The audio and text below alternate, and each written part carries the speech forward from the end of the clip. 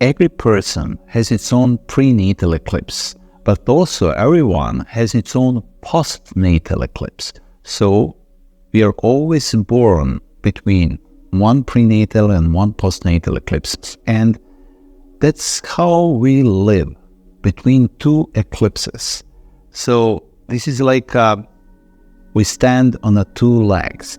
And truly, we have two dragon families. We have two dragons, and those are known as our inherited dragons. We inherited them through our parents, and they are just like huge rivers of energies that are going through our legs, and those two energies are connecting, meeting here in our belt area, where our two legs meet, like two dragons that are here to be united through our parents in us. So sometimes those two dragons are very different in their nature, just as our parents, their own lineage can be different, but we inherited them anyway. We exist. We became out of them. We wanted them. We got them as us, as our two legs where we stay here, and they are coming to us. They're giving us that energy coming from the earth. So depending on the nature of those two dragons, we easily communicate with each other or not, and all that will reflect in our life, in our everyday life. So what we need really to be capable of guiding our dragons. So in order to guide our dragons, we need to learn what is our prenatal eclipse, what dragons it belongs to, and what is our postnatal eclipse. Postnatal eclipse actually represents the one where we go towards. So this is, postnatal eclipse is way more like our yang approach to life, whether the prenatal eclipse represents more of yin qualities. Like one is to actually gives us the energy of the past, and that's a prenatal eclipse. But with the postnatal eclipse, we go towards something. We want to achieve some goal in this life. Both of them cooperate together so that we can get one energy that works together. So most of our life we use to balance those two dragons. Unconsciously, we balance our parents in ourselves, because these are huge energies. And if we want to do that, we need to develop that energy. And in order to do that, again, we need to activate this present life. As I said earlier, activation of this present life is like a diving from the boat right to the bottom of the ocean. And when we touch that bottom, there we are. That's the present moment. That's the present which actually creates past and the future simultaneously. We unite our parents, we unite our dragons. From that silence, we get that huge cosmic energy, which is linked through the strings of those dragons. That book, Dragons of Solar Eclipses, actually explains the qualities of energies of dragons, of those eclipses, and basically tells us, a bigger story, where we are coming from. What is that energy that actually we inherited and coming from, and where we are heading to? That's the postnatal eclipse. Every human has that. We all live between those two. In some cases, one is a little stronger than the other, but nevertheless, we need to have both of them united in us. And then, once we make that balance, our higher self, our true self, our higher self that is actually defined in our heliocentric natal chart is ready to land on that energy. So the energy is a foundation of consciousness. If we want to have higher state of consciousness, we need to have that higher states of energy. Because without that, the consciousness would be just a mental, part. But consciousness is not a mental. Consciousness is both. It is mental and material and everything. Consciousness represents the coherence between the opposites. Consciousness is the coherence between the wave and the particle. Once we establish the diameter of unity of the opposites, we actually live our normal cosmic life. Totally normal, totally karma-free. So the first step is always energy. And once dragons are okay with us, once we can approach our own dragon, our huge energy, which is definitely a work through the shadow. Shadow is the first to be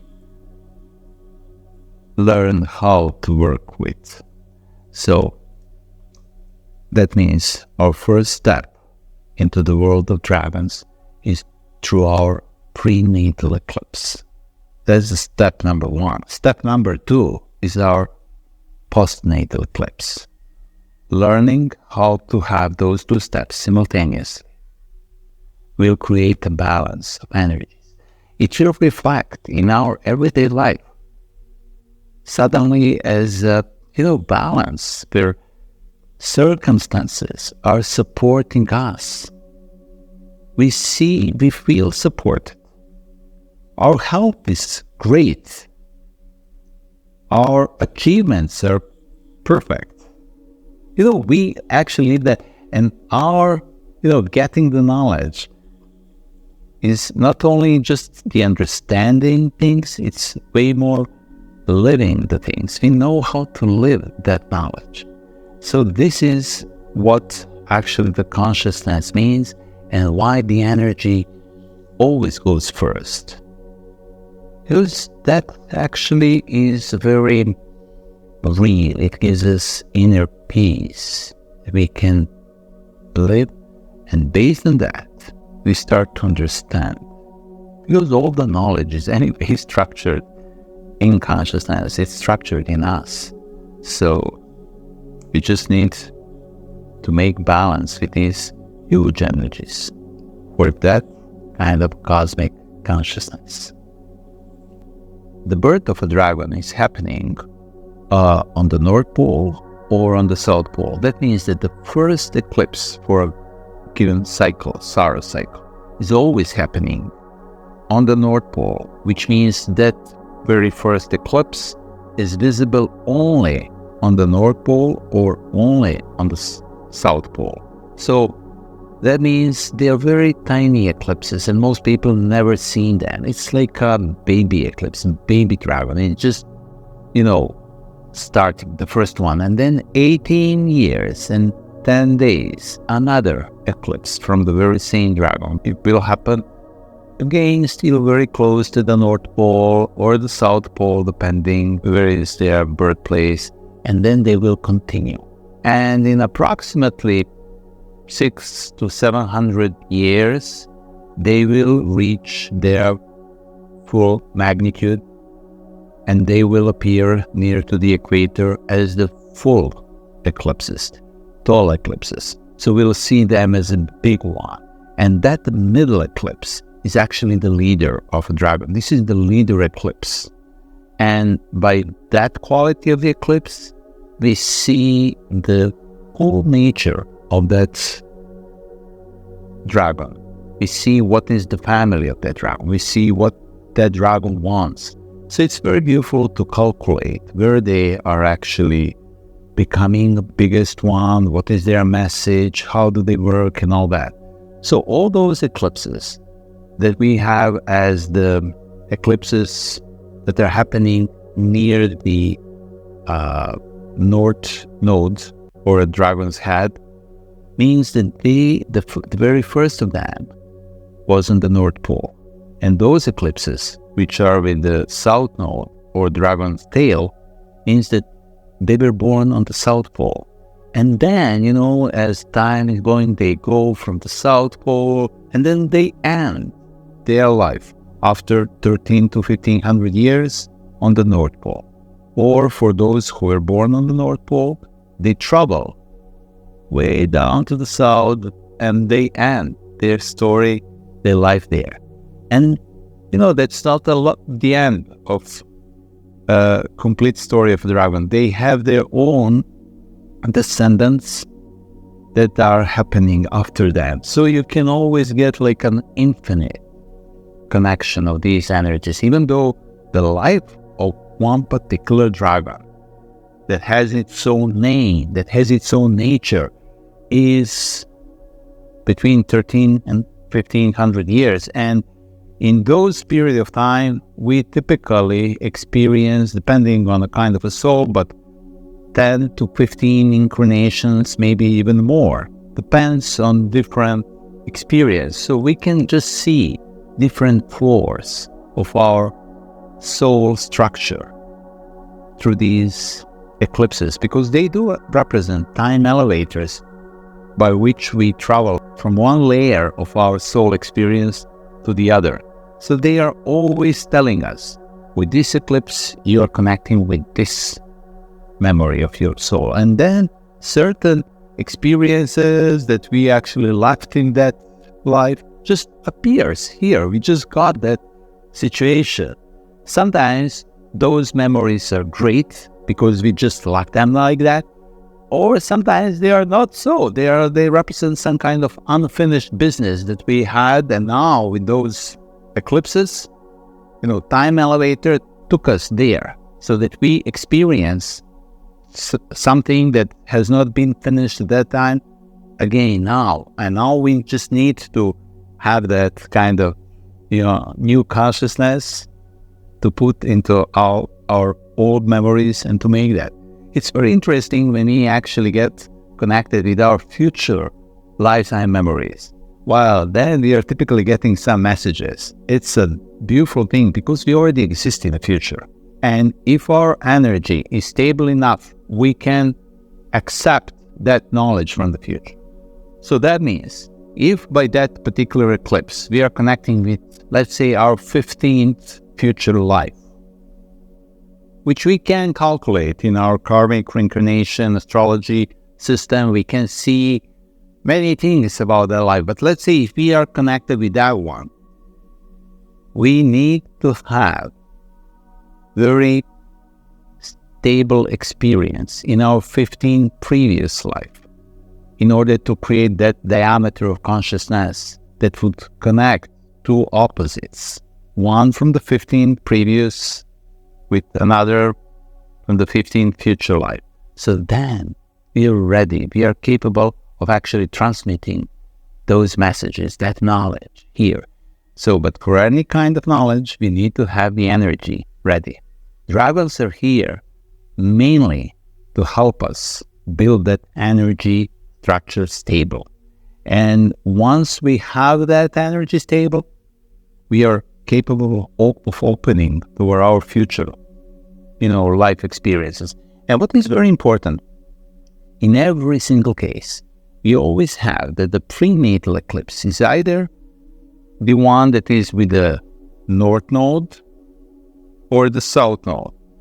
But the postnatal is always the opposite one. So that means the previous one was connected with the South Node. The postnatal is going to be with the North Node, and vice versa.